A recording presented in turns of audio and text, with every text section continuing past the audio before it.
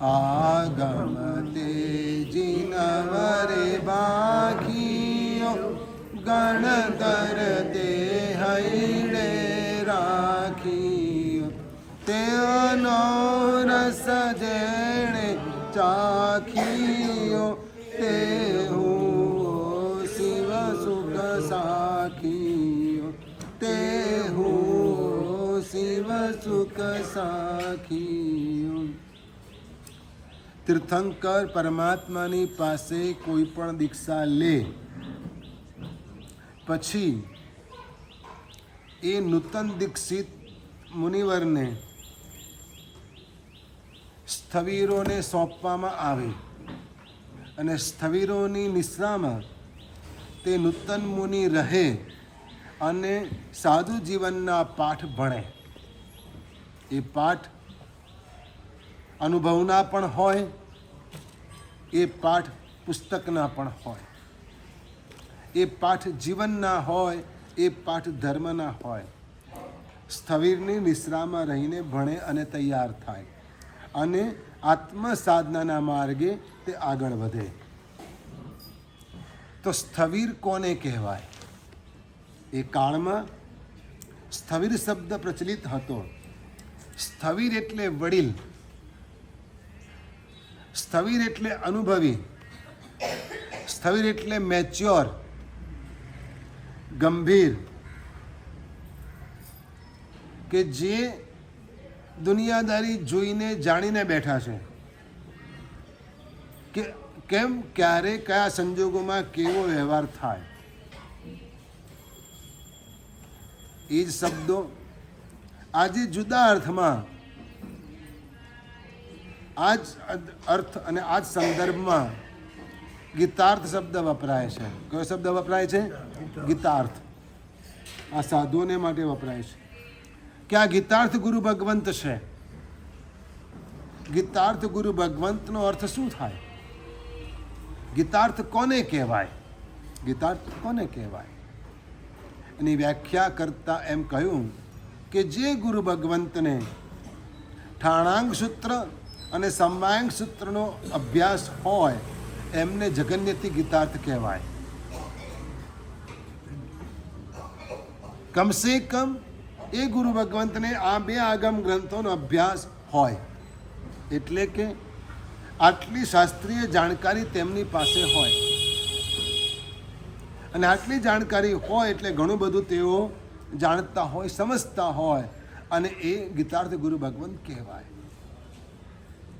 જ્યારે કોઈક મૂંઝવણ ઊભી થાય, કોઈક નૂતન મુનિને, કોઈક નૂતન દીક્ષિતને, ત્યારે આવા ગીતાર્થ ગુરુ ભગવંતની પાસે જાય અને તેમની આગળ પોતાના મનની મૂંઝવણ રજૂ કરે અને એ ગુરુ ભગવંત વાત્સલ્યથી એવું માર્ગદર્શન આપે કે નૂતન મુનિ ભગવંત પ્રસન્ન થઈ જાય. એને એકલવાયુ ન લાગે, એને પરાયાપણું ન લાગે, એને એવી ફિલિંગ થાય કે ના, મારું ધ્યાન રાખનાર કોક છે. આવો વ્યવહાર જે કરે એને ગીતાર્થ કહેવાય. શું કહેવાય? ગીતાર્થ કહેવાય. નૂતન મુનિ છે એટલે ભૂલ થાય. નૂતન મુનિ છે, ભૂલ થાય, પણ એ ભૂલ ગીતાર્થ ગુરુ ભગવંત જાહેરમાં ન કહે. એમને પ્રેમથી સમજાવે, એકાંતમાં સમજાવે અને કહે કે ભાઈ આપણે આમ કરવાનું હોય, આમ ન કરાય. આમ ગીતાર્થતાની વ્યાખ્યા અલગ અલગ છે. પહેલી વ્યાખ્યા એ છે કે ઠાણાંગ અને સમવાયંગનું જેને અધ્યયન કર્યું હોય તે જગન્યતિ ગીતાર્થ કહેવાય અથવા તો સ્થવિર કહેવાય. નિષિદ્ધ સૂત્ર, માનસિક સૂત્ર, આ છેદ ગ્રંથો છે, એનો અભ્યાસ કરવાવાળા ગુરુ ભગવંતોને પણ ગીતાર્થ કહેવાય, પણ એ મધ્યમ ગીતાર્થ કહેવાય.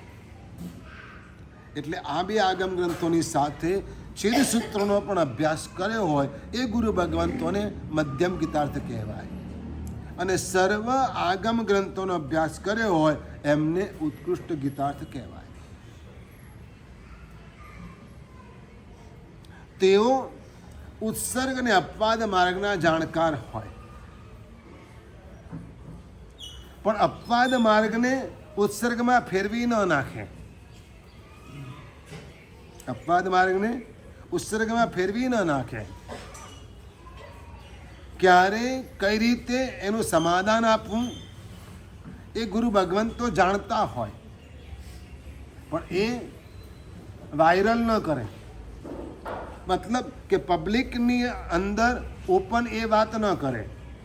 દાખલા તરીકે એકવાર ચારે ફિરકાની સભા હતી અને એમાં એક પંડિતજી બોલવાને માટે ઊભા થયા અને પંડિતજીએ એવો સવાલ કર્યો કે અહીં ચારે ફિરકાના ગુરુ ભગવંત બિરાજમાન છે, સ્થાનકવાસી છે, દેરાવાસી છે, તેરાપંથી પણ છે અને દિગંબર પણ છે, અને દરેકની પોતપોતાની માન્યતા જુદી જુદી છે. મારો એક સવાલ છે કે આપ વિહાર કરી રહ્યા છો, સાંજનો સમય છે, આપની પાસે પાણી છે, આપની પાસે પાણી છે અને રસ્તામાં કોઈક માણસ તરફડી રહ્યો છે પાણી વગર, તો તે વખતે આપ શું કરશો? આવો સવાલ કોને કરવામાં આવ્યો? સાધુ ભગવંતોને, ચારે ફિરકાના સાધુ ભગવંતોને કરવામાં આવ્યો. સભાની વ્યવસ્થા એવી હતી કે પહેલા ગ્રહસ્થો બોલે અને પછી સાધુ ભગવંતો બોલે. એટલે ચારે ગુરુ ભગવંતોને બોલવાનું બાકી હતું. ચારે ફિરકાના ગુરુ ભગવંતોને બોલવાનું બાકી હતું. એક ગુરુ ભગવંતોની મર્યાદા કે વડીલ હોય તે સૌથી છેલ્લા બોલે અને સમાપન કરે, આ વ્યવસ્થા હતી. ચારે ફિરકાના ગુરુ ભગવંતે બોલવાનું બાકી હતું. ગુરુ ભગવંતે જવાબ આપ્યો. ગીતાર્થ હતા, એમણે જવાબ આપ્યો કે આ પ્રશ્નનો જવાબ જાહેરમાં આપવાનો હોય નહીં. શું કહ્યું? આ પ્રશ્નનો જવાબ જાહેરમાં આપવાનો ન હોય. જે કાળે, જે પ્રસંગે, જે ઘટના હોય અને જે સાધુ હોય એને તે સમયે પોતાના ધર્મને બાધા ન પહોંચે, પોતાના વ્રત નિયમને બાધા ન પહોંચે, તે રીતે તેનું સમાધાન અને તેનો રસ્તો કરે. એનો મતલબ એ નહીં કે પાણી પીવડાવે. સમજી લો, જે સમયે જેવા સંજોગ હોય તે, તમે અત્યારે જે સમયે પ્રસંગનું વર્ણન કર્યું એવું જ બનશે એ નક્કી નથી. અને જે તરફડતો હોય તે વખતે બીજો કોઈ ગ્રસ્ત સાથે નહીં હોય એ ખબર નથી. અમે સાધુ છીએ અને સાધુની સાથે બીજો કોઈ ગ્રસ્ત નહીં હોય એની ખબર નથી, તો અમે એના દ્વારા પણ ઈલાજ કરાવી શકીએ છીએ. જરૂર નથી કે અમારું વરેલું પાણી તમને આપી દેવું, પીવડાવી દેવું. સમજી ગયા? નહીં તો આજે સીધો માણસ એમ કહેશે એમાં શું, મરતો હોય તો પીવડાવી દેવું છે ને પાણી. પણ ના, એવો ઓપન જવાબ ક્યારે પણ ગીતાર્થ ગુરુ ભગવંતો ના આપે. આને ગીતાર્થતા કહેવાય. નહીં તો આ અપવાદ માર્ગ ઉત્સર્ગ માર્ગ બની જાય. તો સંપ્રતિને એના પૂર્વભાવમાં ગુરુ ભગવંતે ગોચરી આપી દીધી હોત ને. સંપ્રતિના જીવને ગુરુ ભગવંતે ગોચરી ના આપી દીધી એટલે ખાઈ લે ના. એ ભૂખે જ મરતો હતો ને, 3 દિવસનો ભૂખ્યો જ હતો ને. એ માંગવા આવ્યો હતો ગુરુ ભગવંતની પાસે, ગુરુ મહારાજ આપો. બધા તમને આપે છે, અમને તો કાઢી મૂકે છે, અમને તો હટ કરે છે. અને તમને સામેથી બોલાવીને આટલા મોંઘું ગમે તેટલું દૂધ હોય, શાક ગમે તેટલું મોંઘું હોય તો પણ બોલાવીને વરાવે છે. તો થોડું આપો ને, 3 દિવસથી ભૂખ્યો છે. પણ ગુરુ ભગવંતે ડાયરેક્ટ ન આપ્યું. પહેલાં તો સાધુની મર્યાદા કે આ ગોચરી પર મારો હક નથી, મારા ગુરુ મહારાજનો હક છે, એટલે તું ત્યાં ચાલ. એટલે કોઈ જવાબ ગુરુ ભગવંત ના આપે. ગુરુ ભગવંતની પાસે ગયા કે ભાઈ અપાય ખરું, પણ એના માટે આ વેશ ધારણ કરવો પડે. પેલાને શું વાંધો હતો? તો આ ગીતાર્થતા કહેવાય. અને આ ગીતાર્થનાને કારણે આપણને સંપ્રતિ મહારાજા મળ્યા. શું મળ્યું?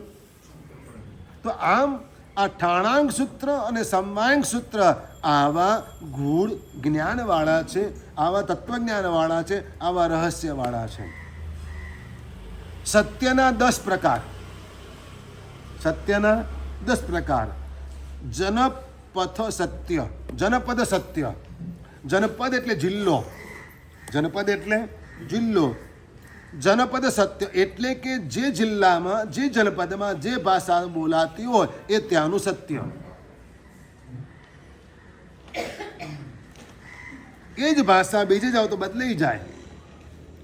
હિન્દી ભલે તમે બોલતા હો, પણ યુપી વાળાની હિન્દી જુદી હોય, બિહાર વાળાની જુદી હોય, રાજસ્થાન વાળાની જુદી હોય, દિલ્હી વાળાની જુદી હોય, બોમ્બે વાળાની વળી પાછી જુદી હોય.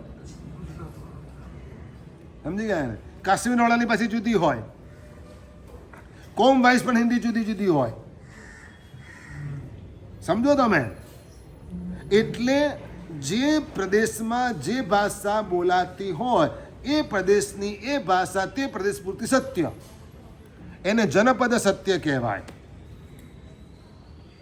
ક્યાંક ઇંગ્લિશ જ ચાલે, ક્યાંક હિન્દી જ ચાલે, ક્યાંક ગુજરાતી જ ચાલે, તો એ ત્યાંનું સત્ય. તમને ઇંગ્લિશમાં કોઈ ગાળ દઈ જાય તો કદાચ ખબર પડે, પણ બીજી જ કોઈ ચાઇનીઝમાં ગાળ દે તો શું ખબર પડે? તો ત્યાંનું સત્ય, જે તે પ્રદેશનું સત્ય, જે તે પ્રદેશમાં બોલાતું હોય તે. બીજું સંમત સત્ય, એટલે કે જે શબ્દનો જે અર્થ સ્વીકારાયેલો છે એ સત્ય.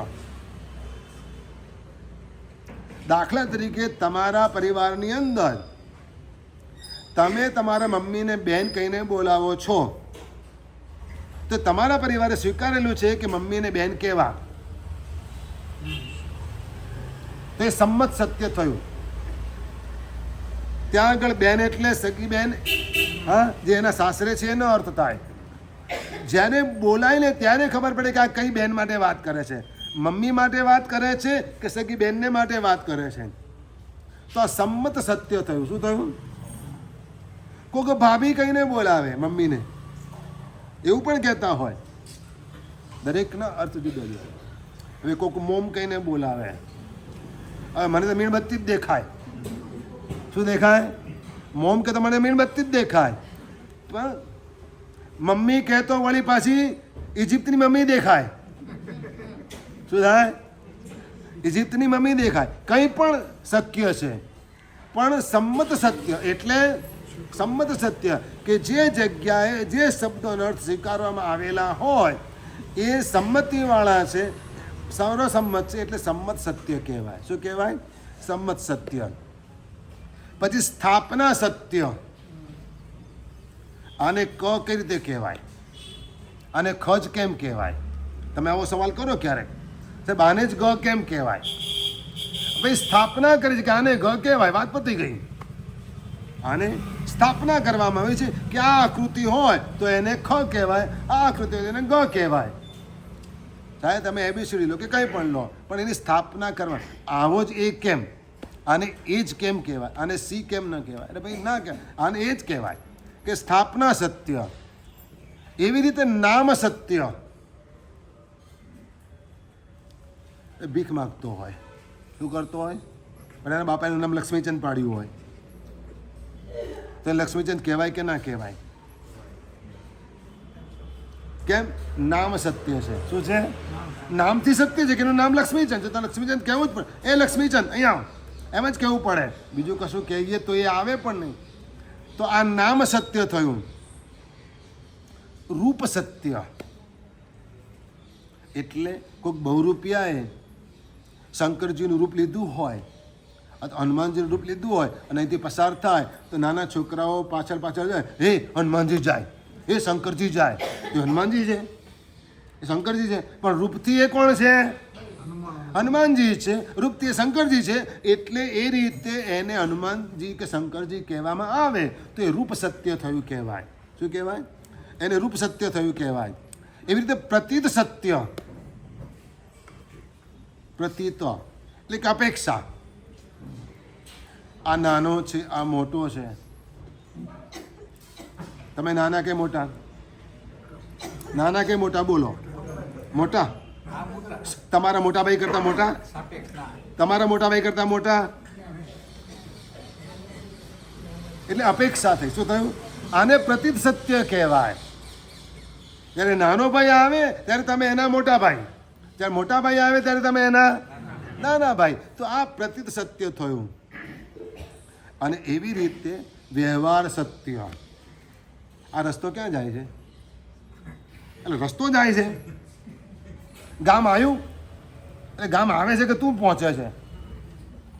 સાચું બોલો.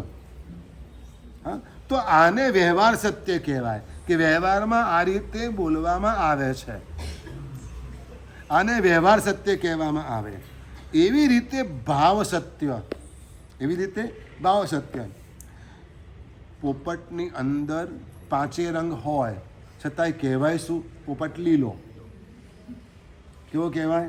એમાં લાલ ચાંચ નથી હોતી, એની આંખોમાં કાળી કીકી નથી હોતી, અંદર સફેદ રંગ નથી હોતો. બધા રંગ હોય છે પણ છતાંય કહેવાય કેવો? લીલો. તો આ રીતે કેવો શું કહેવાય છે એને? ભાવ સત્ય. એવી રીતે યોગ સત્ય. યોગ એટલે સંબંધ.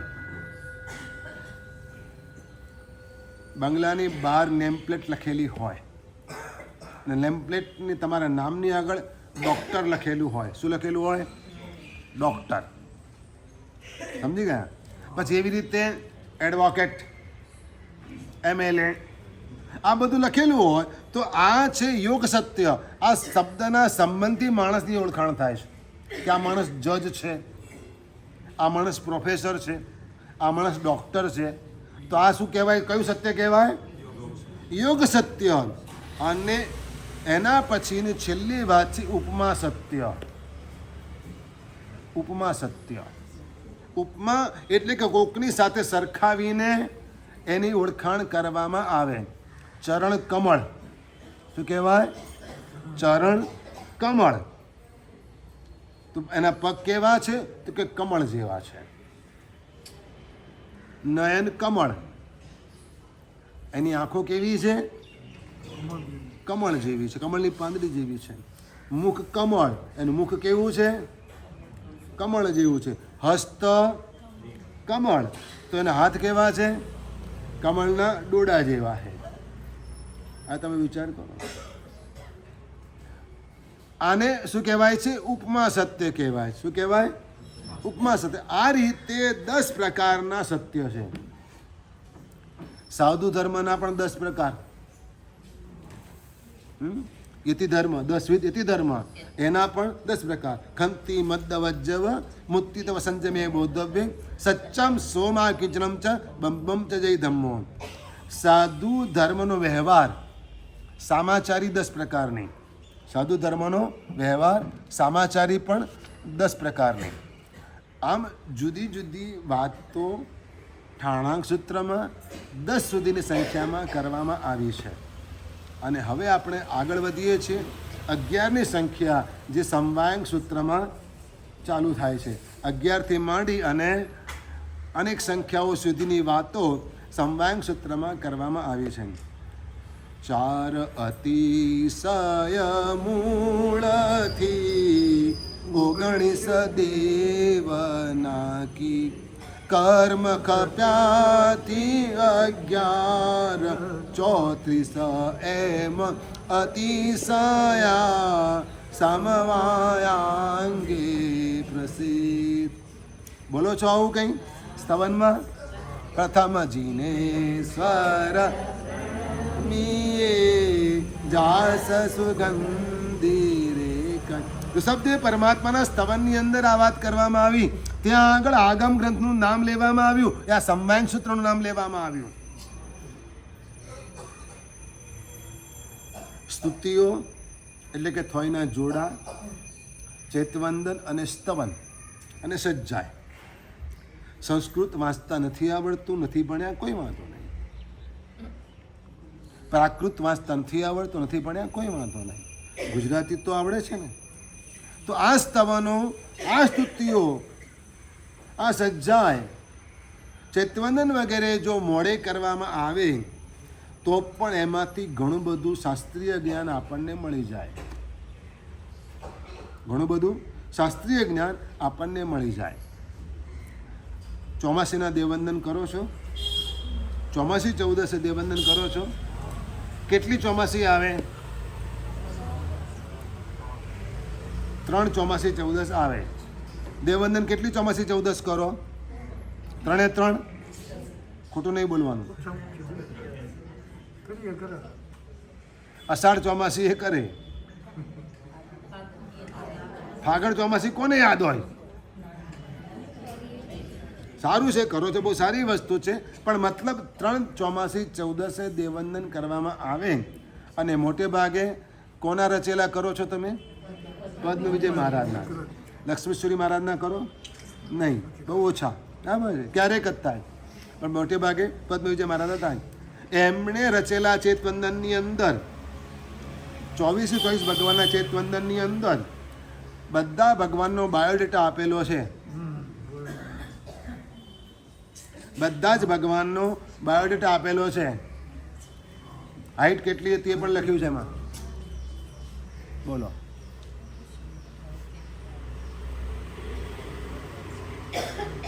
સાત બોલથી વર્ણવ્યો પદ્મ વિજય વિખ્યાત. માતા પિતાનું નામ બાયોડેટામાં આવે કે ના આવે? આવે ને. હા, તો ભગવાનના માતા પિતાનું નામ પણ એમાં હોય. હા, શું ભાઈ?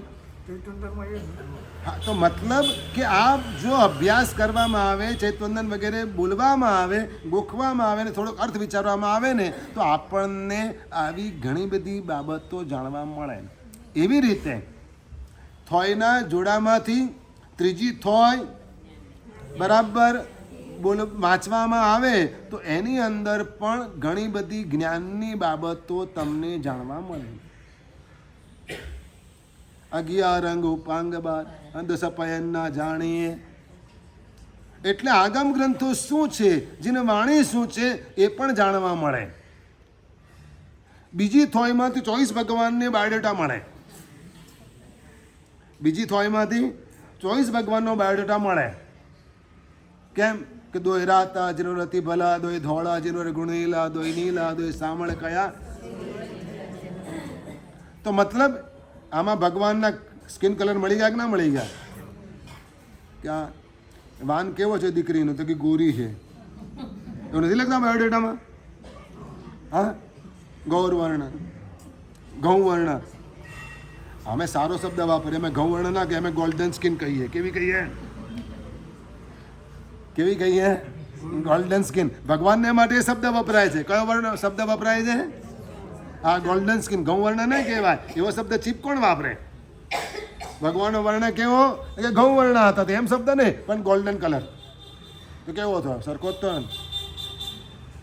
તો આ રીતે થોય વગેરેમાંથી, ચૈતવંદન વગેરેમાંથી, સજ્જાયોમાંથી આવું બધું ઘણું જ્ઞાન આપણને પ્રાપ્ત થાય જો ફોકસ કરવામાં આવે તો. બરાબર ધ્યાન આપવામાં આવે ને, શબ્દ વિચારવામાં આવે ને, તો આવું ઘણું બધું રમતા રમતા મળી જાય. એને ગોખવું પણ ન પડે. મોટા ભાગે સાંભળેલું હોય એટલે જલ્દી યાદ પણ રહી જાય. અને ગુજરાતી ભાષામાં હોય, 4 લીટીમાં હોય, 4 લીટીમાં તો બધું. કયા ભગવાનના કેટલા ભાવ પૂછો તો હમણાં ફટ કરીને બોલી દે. 4 લીટીમાં જ બોલી દે. બોલો, 24 ભગવાનના કેટલા કેટલા ભાવ હતા તમે ભાઈઓ કહી શકો ખરા? બોલો, જવાબ આપો. 24 ભગવાન, 24 તીર્થંકર પરમાત્મા છે, એમના ટોટલ ભાવ કેટલા કેટલા? મહેશ્વર ભગવાનના કહીશું તો, આદિનાથ ભગવાનના જવાબ આમથી આવે છે. પાર્શનાથ ભગવાનના, શાંતિનાથ ભગવાનના, જો ભાઈઓ તો અદ્ધર થઈ ગયા ઊંચા, ને બાકીના બધા ભગવાનના, નેમિનાથ ભગવાનના થઈ ગયું, પૂરું થઈ ગયું. 24 ભગવાનની વાત પૂરી થઈ ગઈ. એક જ થોયમાં બધું આવી જાય. શું થાય? એક જ થોયમાં આ બધું જ આવે કે 24 ભગવાનના ભાવ આટલા હતા. એવી રીતે 24 ભગવાનને તપ કેટલો કેટલો કર્યો હતો. એ પણ આવી જાય. શું આવે? ચોવીસે ભગવાને તપ કેટલો કર્યો? દીક્ષા વખતે કેવો તપ હતો? ચલો, ચોવીસે ભગવાને દીક્ષા વખતે કયો તપ કર્યો હતો? બધા એક સરખું નહોતું કર્યું. હવે શું વાસુપતિ ભગવાને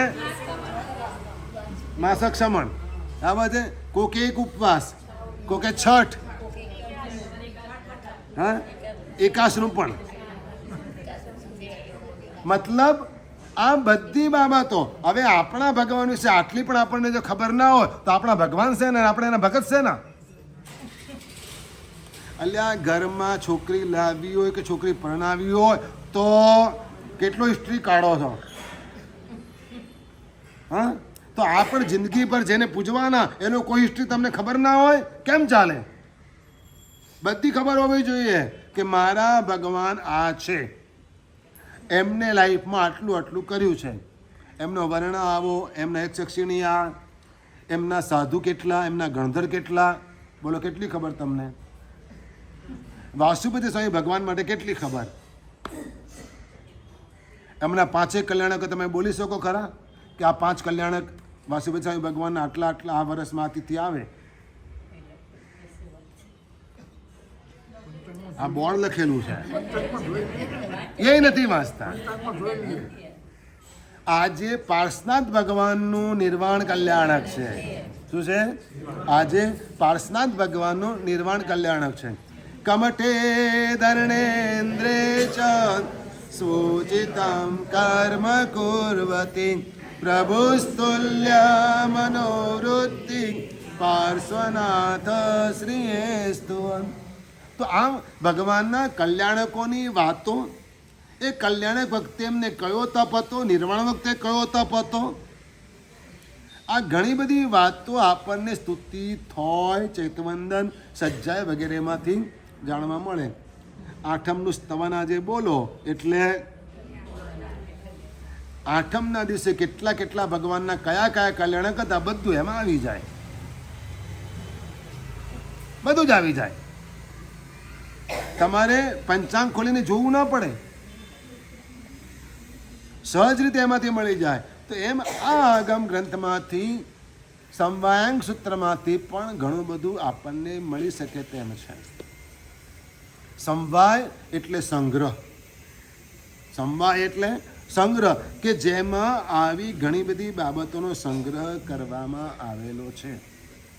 કલેક્શન, એન્સાઇક્લોપીડિયા, કંઈ પણ કહો, કોઈ પણ શબ્દ વાપરો તો આમાંથી ઘણું બધું આપણને જાણવા મળે. સમવાય એટલે સંગ્રહ, આમાંથી આ બધી બાબતો જાણવા મળે છે. હવે આપણે 11ની વાત કરીશું કે 11 નંબરમાં શું આવે. તમે કહેશો કે ભગવાન મહાવીરના 11 ગણધર, ભગવાન મહાવીરના 11 ગણધર, બરાબર ને? એમાં આવે કે ભગવાનના ગણધર કેટલા હતા? મહાવીર ભગવાનના 11, પાર્શનાથ ભગવાનના 10. પાર્શનાથ ભગવાનના નામ 50 બોલી શકશે પણ 10 ગણધર છે ખબર ના હોય. ગણધર કેટલા હતા તો એ ખબર ના હોય. 10 ભાવ ખબર હશે પણ ગણધર 10 છે ખબર ના હોય. પણ આપણે આપણા મતલબની વાત પણ આ ગ્રંથોમાંથી જાણવી જોઈએ, અને એના માધ્યમે બીજી કોઈ પણ વાત ક્યાંયથી પણ મળતી હોય તો આપણે જાણવી જોઈએ. સંસારમાં જેને ખૂબ આનંદ આવતો હોય, મજા આવતી હોય, એવો આત્મા કોણ અને કેવો હોય, આપણે એમાં ક્યાં એ જાણવું હોય તો ભવાભિનંદીના 11 દુર્ગુણો જાણવા જોઈએ. ભવાભિનંદીના 11 દુર્ગુણ એટલે કે જેને રખડવાની મજા આવતી હોય, સંસારમાં રખડવાની મજા આવતી હોય, આખો દિવસ રખડ્યા જ કરે, ઘરમાં ટકે જ નહીં, પગ ના ટકે. તો એવા ભવાભિનંદી આત્માના 11 દુર્ગુણ. પહેલું, ખાવાને માટે ધર્મ કરે. શેને માટે કરે? ખાવાને માટે ધર્મ કરે, આહારને માટે. બીજું, માન સન્માન ને માટે ધર્મ કરે, પૂજાવાને માટે. બે શબ્દમાં શેને માટે? માન સન્માન વગેરે મેળવવા માટે અથવા તો પૂજાવાને માટે ધર્મ કરે. કેવો બહુ ધર્મી છે.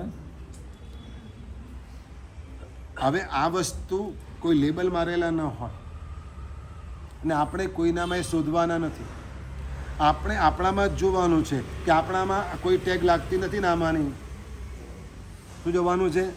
આપણને આવી કોઈ ટેગ લાગતી નથી ને આમાંથી. વાત પતી ગઈ. અગિયાર બધી એક ટેગ લાગવી ના જોઈએ. તો પહેલું ખાવાને માટે ધર્મ કરે, બીજું પૂજાવાને માટે માન સન્માનને માટે ધર્મ કરે, ત્રીજું વસ્ત્ર પાત્ર વગેરે મેળવવાને માટે ધર્મ કરે, ઉપધિ વગેરે મેળવવાને માટે ધર્મ કરે. સંઘમાં જઈશું, શરીર પાલતા સંઘમાં જઈશું ને, કીટ મળશે. શું મળશે? ઉપદાન જાહેર કર્યા હોય, સાહેબ કીટ આપવાનું કે ઘેરથી લઈને આવવાનું છે એમ પૂછે. આ નવું નવું ચાલુ થયું, કારણ કે બહુ પૈસો છે ને મારે પૂરો લાભ લેવો છે. ભાવના સારી છે, પણ પછી લાંબા બેગો ટૂંકો જાય મરે નહીં તો માદો થાય. જેને ઓછા ખર્ચે કરવું હોય એ તો માંડી જ વાળે કે ભાઈ આ બધું આપણાથી નહીં થાય. બાકી પહેલાં સ્વામી વાત્સલ્ય થતા ને સંઘમાં, તો થાળી વાળકો ઘરથી લઈ જવાનો હતો, પાણી પણ ઘરથી લઈ જવાનું હોય. એટલે ત્યાં આગળ વાસણ ધોવાનો ખર્ચો નહીં, એઠું કોઈ છાડે નહીં, એઠું કોઈ છાડે નહીં. ધોવાના માટે માણસો રાખવા ન પડે, ગંદવાળો ઉકરડો થાય નહીં, ગટર ઉભરાય નહીં, બિલ્ડિંગવાળા બૂમો પાડે નહીં.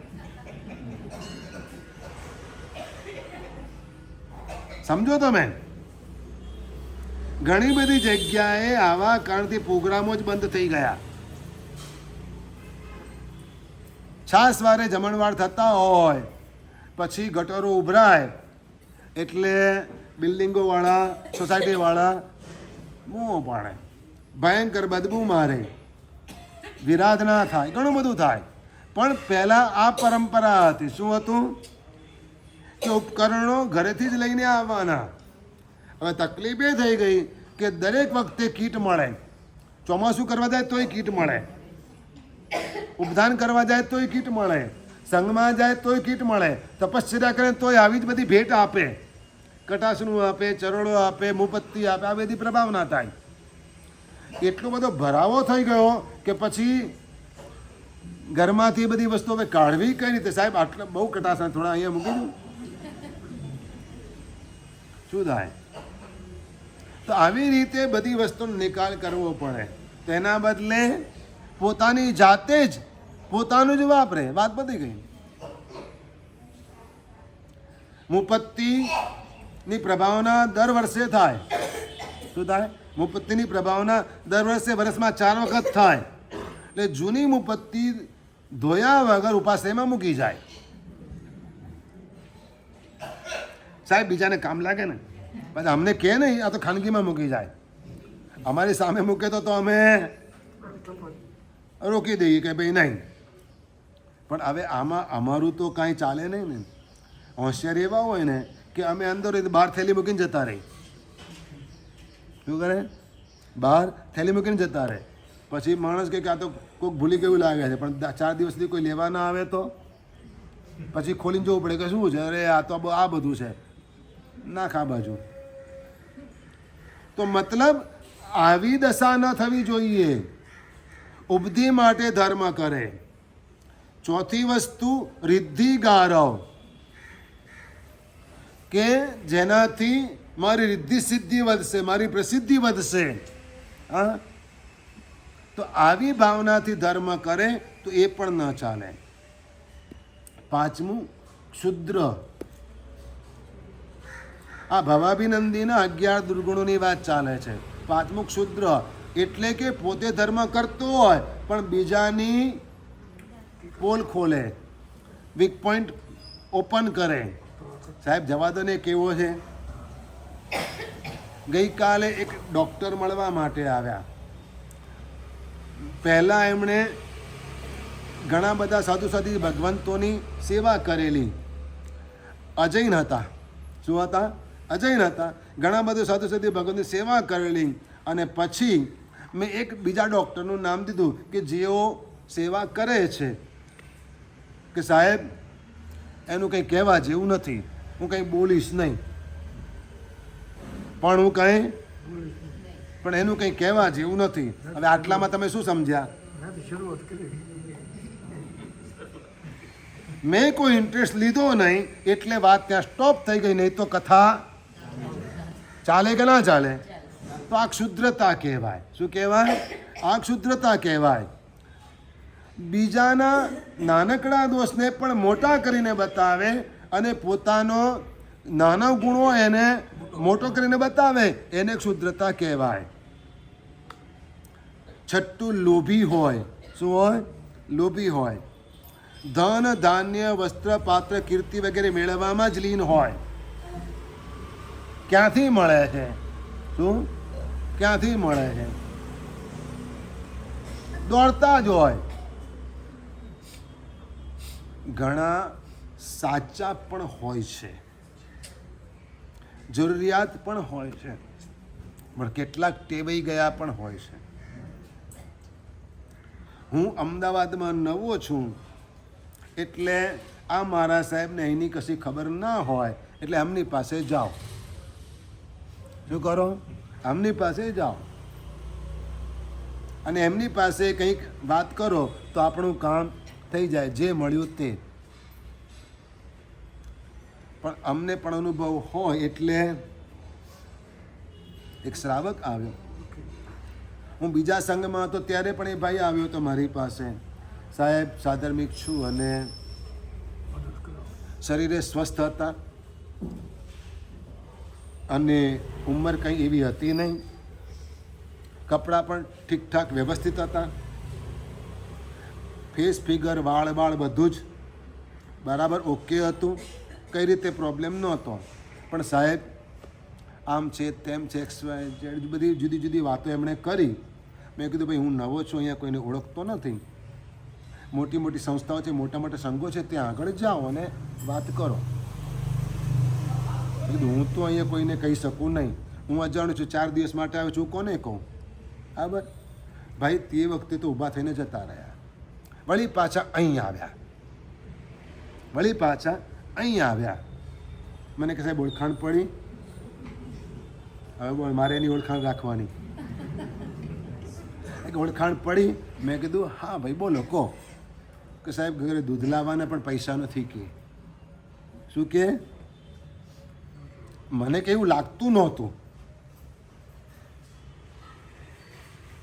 પણ એમના 1-2 વાક્ય પરથી લાગ્યું કે આ માણસને કાયમની આ ટેવ છે કે બધા ઉપાશ્રયમાં ફરતો હોય ને બધે જતો હોય ને જ્યાંથી જે મળે ત્યાંથી એ લઈ. અને એક પરિવારની મુંબઈની મને ખબર છે કે પરિવારમાં 4 મેમ્બર છે, 2 ભાઈઓ ને 2 બહેનો, પણ આખો દિવસ કાયમને માટે આ જ કલેક્શન કરવાનું, ઘરે કંઈ રાંધવાનું નહીં, ઝોમેટોમાં ઓર્ડર આપીને ખાવાનું, સ્વિગીને ઝોમેટોમાં લાવવાનું. ક્યાંથી? સંઘોમાંથી, સાધ્રમિકનું, એ બધું વેચીને કેશ કરી લેવાની, એ કીટ પાછી વેચાય. શું થાય? વેચાય. અને આ એની બાજુવાળા શ્રાવકે કીધેલી વાત છે. સાહેબ આ લોકોને ટેવ જ આ છે. શું છે?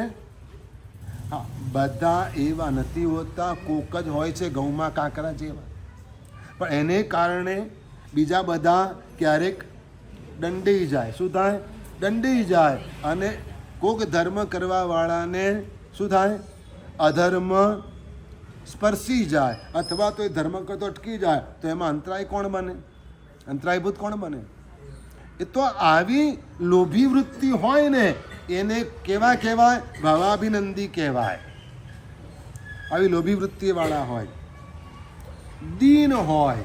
કેવા હોય? દીન હોય. એટલે કે કાલે શું ખાઈશું, કાલે શું કરીશું, આખો દિવસ આવી જ બધી ચિંતાઓ કર્યા કરે. હવે હું શું કરીશ? ભાઈ પ્રયત્ન કર, પ્રયત્ન કર. તકલીફ એ છે કે આપણને અમુક કામ કરવા ગમતા નથી. બાકી તમને કહું, રાજસ્થાની પરિવાર, રાજસ્થાની ભાઈઓ અને કચ્છી ભાઈઓ ક્યાંય પણ જાય, કોઈ પણ ખૂણામાં તમને મળશે અને કોઈ પણ ધંધાથી આ જીવિકા ચલાવશે. અને આપણે ગુજરાતી, હું તો બીકોમ MBA થયેલો, આવું બધું કામ કરવાનું હોય, હું કે આવું કરું, અને બેકાર ફરતો હોય. શું કરતો હોય? બેકાર ફરતો હોય, પણ કોઈ કામ બીજું ચાલુ કરે નહીં કે બીજી કોઈ નોકરી સ્વીકારે નહીં. શું થાય? આમ જ ફરતો રહે. બાકી અમે જૈનોને સાયકલ રિપેરિંગ કરતા પણ જોયા છે. શું કરતા જોયા છે? સાયકલ રિપેરિંગ કરતા પણ જોયા છે. પસ્તીનો ધંધો કરતા પણ જોયા છે. ને એમાંથી સોના ચાંદી ધંધો કરતા થઈ જાય. પસ્તીના ધંધામાંથી કયો ધંધો કરવા માંડે? સોના ચાંદીના ધંધા સુધી પહોંચવા વાળા જૈનો પણ છે. રાજસ્થાની ભાઈઓ આ સુધી પહોંચે, કારણ કે મહેનત કરવામાં, કામ કરવામાં કોઈ શરમ નહીં. પણ નહીં, આપણી ને પદ્ધતિ કેવી છે કે નહીં, આ બધું થોડું આપણાથી થાય. ભાગ્યશાળી કેટલીક વાર ડિગ્રી દ્વારા જે કમાવા મળે ને નોકરીથી, એના કરતાં વધારે ધંધો કરવાથી કમાવા મળે અને માણસ એમાં આગળ આવી શકે. આપણી મેન્ટાલિટીમાં ફરક હોવો જોઈએ, ચેન્જ આવવો જોઈએ. તો દીન હોય ને એ આવી રીતે ચિંતા કરીને બેસી રહે પણ મહેનત ના કરે. મત્સરી એટલે ઈર્ષાળુ. કેવો? ઈર્ષાળુ હોય, બીજાના ગુણ જોઈ ન શકે, બીજાની ચડતી જોઈ ન શકે, એને મત્સરી કહેવાય. બીજાનું સુખ જોઈને પોતે દુઃખી થાય, બીજાનું સુખ જોઈને પોતે દુઃખી થાય અને બીજાને દુઃખી જોઈને પોતે રાજી થાય. મત્સરી.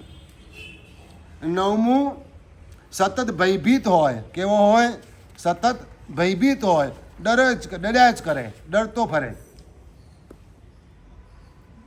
10મું, સઠ એટલે કપટી હોય.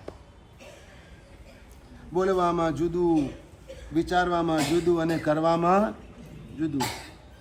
કે કંઈ અને કરે કંઈ, એ કઈથી ક્યાં નીકળે એની ખબર જ ના પડે.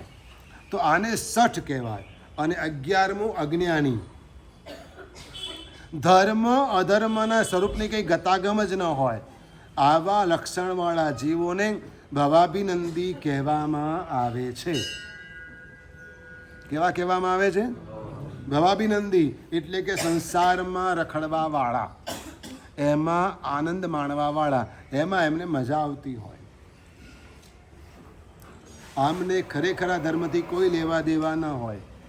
આમને ખરેખરા ધર્મથી કોઈ લેવા દેવા ન હોય. આપણે આનાથી બચવાનું છે. આપણે આવા રહેવાનું નથી, આવા થવાનું નથી. આ સંવાયન સૂત્રમાં શ્રાવક જીવનની અંદર આગળ વધવાને માટે શ્રાવકની 11 પડિમાની વાત કરવામાં આવી છે. એટલે 11 સાધના પદ્ધતિ. કલ્પસૂત્રના પહેલા વ્યાખ્યાનમાં કાર્તિક શેઠની વાર્તા આવે છે. કાર્તિક શેઠની વાર્તા આવે છે. તેઓ ઇન્દ્ર બને છે. તેઓ ઇન્દ્ર બને છે અને ત્યાં આગળ એમનું એક બીજું નામ હોય છે, શતક્રતુ. કયું નામ હોય છે? શતક્રતુ. કેમ એવું નામ પણ રાખવામાં આવ્યું? તો કે પૂર્વજન્મમાં તેમણે શ્રાવકની 11 પડીમાં 100 વખત વહન કરી હતી. એટલે કે તમને લોકોને ખબર છે કે ગુરુ ભગવંતો અહીંયા સ્થિરતા કરીને પીઠિકાની આરાધના કરે છે. શું કરે છે?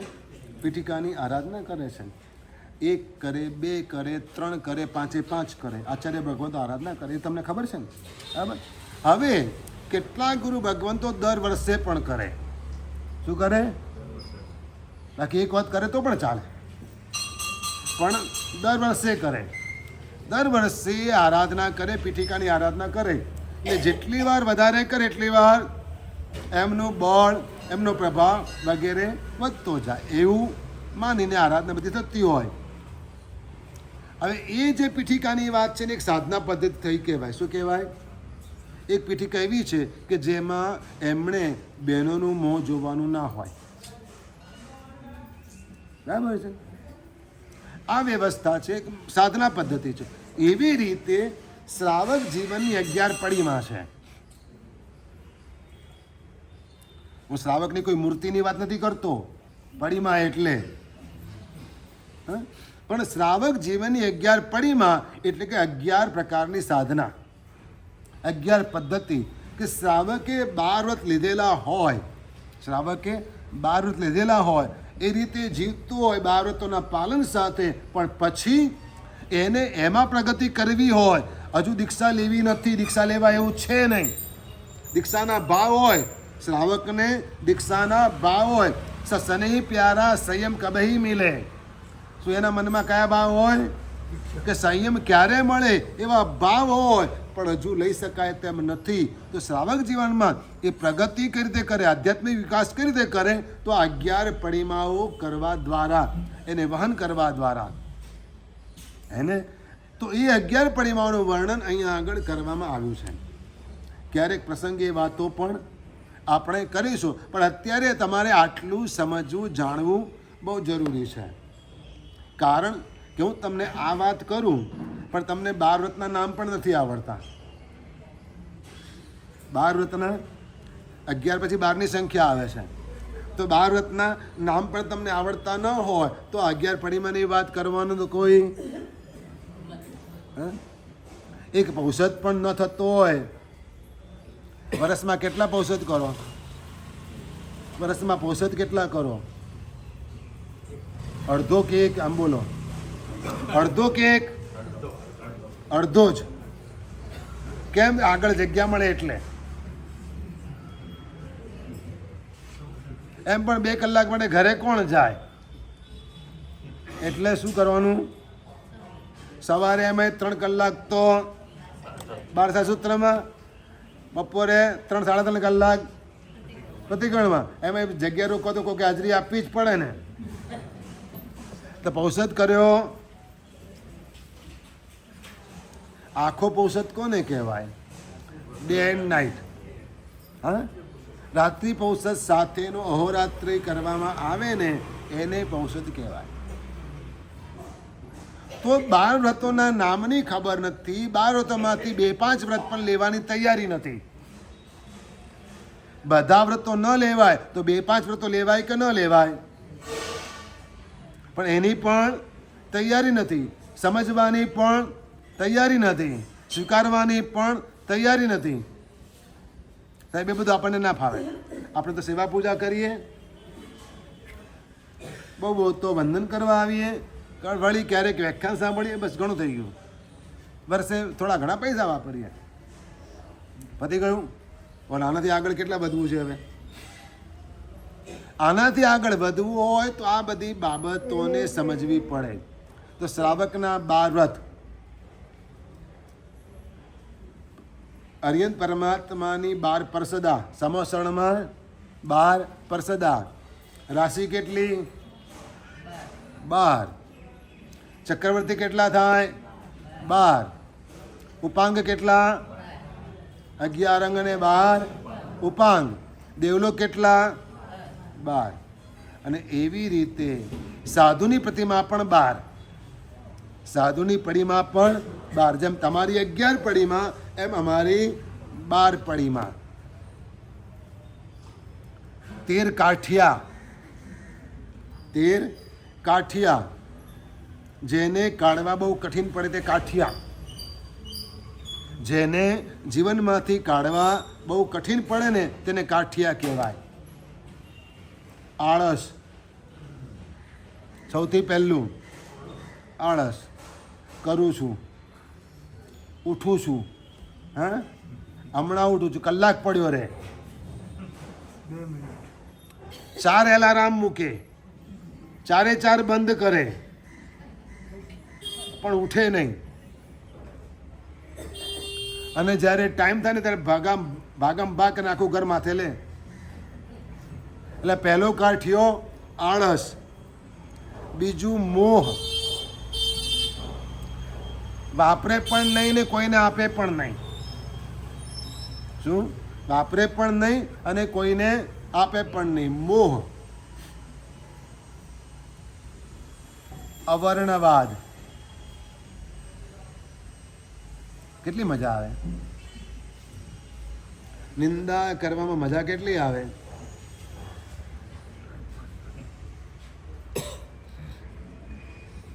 અહીંથી ખસેડો તો ત્યાં જઈને ઊભો રહે. અહીં કહે ને કે વ્યાખ્યાન ચાલે, હમણાં અહીં શાંતિ રાખો, તો ત્યાં જઈને ઉપર વાતો કરે. અવર્ણવાદ. શું? નિંદા.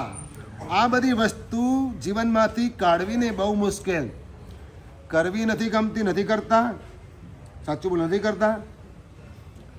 પણ સાંભળવામાં કેટલી મજા આવે. નથી કરતા સાંભળો તો શું કરવા. એટલે અવર્ણવાદ છોડવો પણ મુશ્કેલ.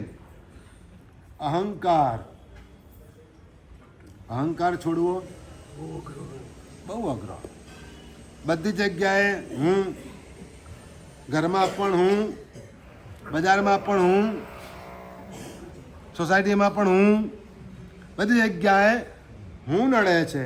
અહંકાર છોડવો મુશ્કેલ.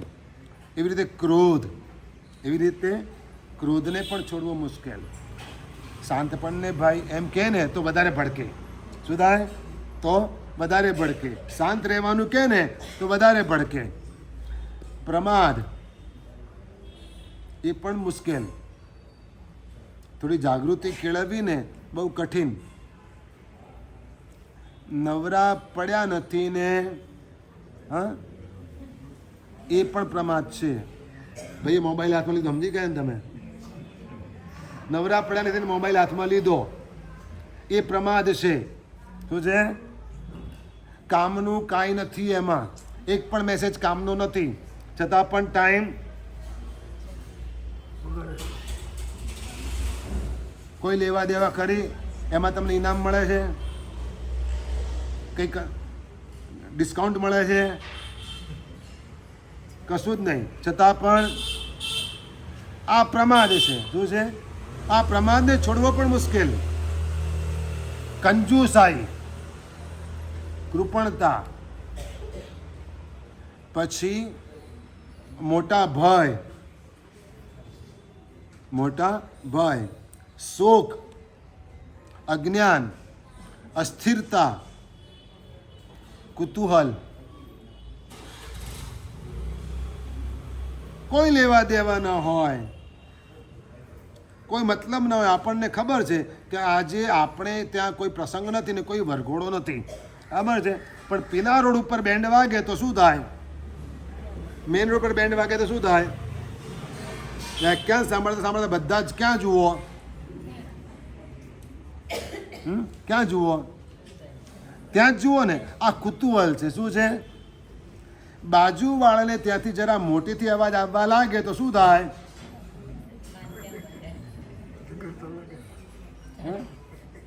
આ કુતૂહલ. શું છે? તો આ બધું છોડવું બહુ મુશ્કેલ છે. અને તીવ્ર વિષયાભિલાષ, તીવ્ર વિષયાભિલાષ, તલપ લાગે કે બસ આ જોઈએ એટલે જોઈએ, તો એને કારણે આ આત્મા દુઃખી થાય છે. આ 13 વસ્તુ જીવનમાંથી કાઢવી બહુ મુશ્કેલ. એટલે એને શાસ્ત્રકાર ભગવંતો 13 કાઠિયા કહે છે. શું કહે છે? 13 કાઠિયા કહે છે. હવે આમાં એક મોહ આવ્યો. શું આવ્યું? મોહ આવ્યો. જુઓ કેવી હાલત થાય છે. એક શેઠ હતા, મોહનીય કર્મની પૂજામાં વાત આવે છે રત્નસારની, રત્નચૂડની વાત આવે છે. શેઠનો દીકરો હતો, અઢળક પૈસો હતો, કમાવાની કોઈ ચિંતા નહોતી, બાપના પૈસે જલસા હતા અને મસ્ત થઈને ફરતો હતો. એક દિવસ બજારમાં ફરતા ફરતા કોઈક છોકરી સાથે અથડાઈ ગયો. હવે છોકરી પણ કંઈ કમ નહોતી, એ બહુ પૈસાવાળા લાગો છો, કેમ? આટલો મોટો રસ્તો છે, આમ મસ્ત થઈને ફરો છો. બાપાના પૈસા બહુ વધી ગયા લાગે છે. હવે પેલી આટલું સાંભળે પેલા ચચરી ગઈ. એ પણ કમ નહોતી છોકરી, કારણ કે અદ્ભુત દેખાવડી હતી, સુંદર સૌંદર્યવતી હતી. અને એને આવું કહી દીધું. અને શેઠનો દીકરો પણ કંઈ કામ નહોતો, પણ હવે થઈ ગયું. એ ભાન રહ્યું નહીં. મસ્ત એમાં ચાલતા હતા ભાઈને. કોણ આવે કોણ જાય કંઈ જોયા વગર ચાલે, એમાં આવું થઈ ગયું. અને પેલી એ બે સંભળાવી દીધી. પેલાને લાગી ગયું કે આ તો મારું ખોટું થયું કહેવાય, આવું ના ચાલે. એક છોકરી આવું સંભળાવી જાય. અત્યાર સુધી બધા કહેતા હતા પણ કાંઈ ફરક નહોતો પડતો. ઘરમાં મા બાપા કહેતા હતા, મિત્રોએ કહેતા હતા, બીજા બધા ઘણા કહેવાવાળા હતા કે ભાઈ કંઈક કર, કંઈક જા, પેઢી પર જા, દુકાને જા, ઓફિસે જા. પણ કશામાં રસ નહોતો. બસ ઘરમાં બીજી કોઈ રોકટોક નહોતી. જોઈએ એટલો પૈસો મળતો હતો, શું પ્રોબ્લેમ હતો?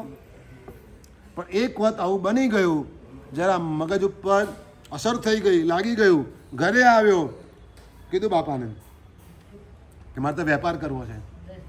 તો કહે ચાલ દુકાને આવી જાય ને, શું વાંધો છે, આપણી જ છે ને. હા, રોજ બેસ જમન થાય એટલું કલાક 2 કલાક બેસો ને, બાકી તારે જે ફરવું તો ફર. તને કોણ રોકે ટોકે છે? એકનો એક હતો લાડકવાયો હતો, માથે ચડાયેલો હતો બરાબરનો. હા, પણ આને એવી ચચરી ગયેલી હતી કે ના, એવી રીતે મારે નથી કમાવું. એ તો તોય બાપ કમાઈની જ વાતો થશે. શું થશે? તો બાપાની પેઢીમાં તૈયાર ગાદીએ બેઠો, એમાં એને શું ઉકાળ્યું? છોકરી શું પૂછે? તું કેટલું કમાય છે એમ પૂછે, કે તારા બાપા કેટલું કમાય એમ પૂછે. એટલે પેલો એમ કે મારે તો ઘર છે, આમ છે, આ દુકાન છે, આટલી ઓફિસ છે.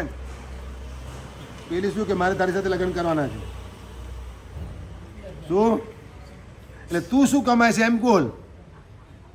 સીધી વાત છે ને. એટલે પેલો હવે તો કોઈ વાતે બાપાની વાત માનવા તૈયાર નહીં. પપ્પા હું તો જવાનો, વિદેશ જવાનો, દરિયો ખેડવાનો, અને ત્યાં જઈને કમાઈને પાછો આવવાનો. મારી મહેનતથી કમાવું છે. શ્રીપાલ કુમારને શું વાંધો હતો? શ્રીપાલ કુમારને વાંધો શું હતો? હા, હતું ને. પણ છતાંય શું કીધું? આ તો આપણા રાજાનો જમાઈ.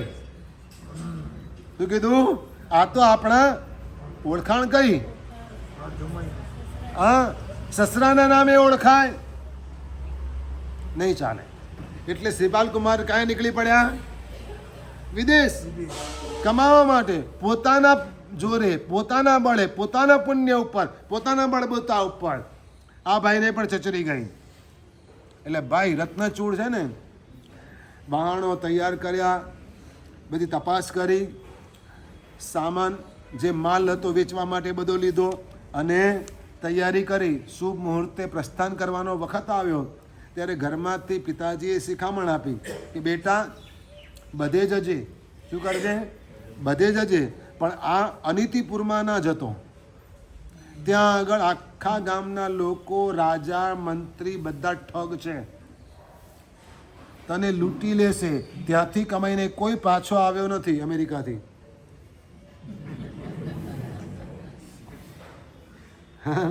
ત્યાંથી કમાઈને. હવે અત્યાર સુધીની વાતો ભૂલી જાઓ, હવેની વાતો કરો. હા,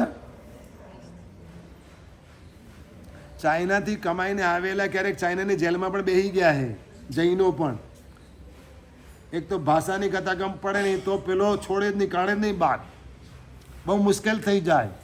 જો કેસ ક્યાંક હલવાઈ ગયા ને તો લાઈફ પૂરી.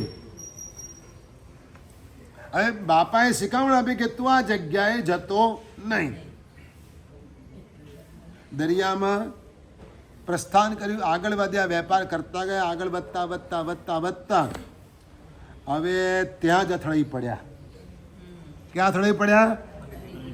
જ્યાં ના પાડી હતી ત્યાં જ અથડાઈ પડ્યા. હકીકતમાં એ નગરનું નામ નીતિપુર જ હતું. શું નામ હતું? નીતિપુર. પણ આખા ગામના લોકો ચીટિંગ જ કરતા હતા ને એટલે નામ પડી ગયું હતું અનીતિપુર. હવે દરિયા કિનારે પહોંચ્યા, વહાણો લાંગર્યા. શું થયું? વહાણો લાંગર્યા અને હજુ તો ઉતરે ને ત્યાં આગળ 4-5 લોકો રત્નચૂડને ઘેરી વળ્યા. હવે આગળ શું વાત થઈ તે તો આવતીકાલે કહીશ.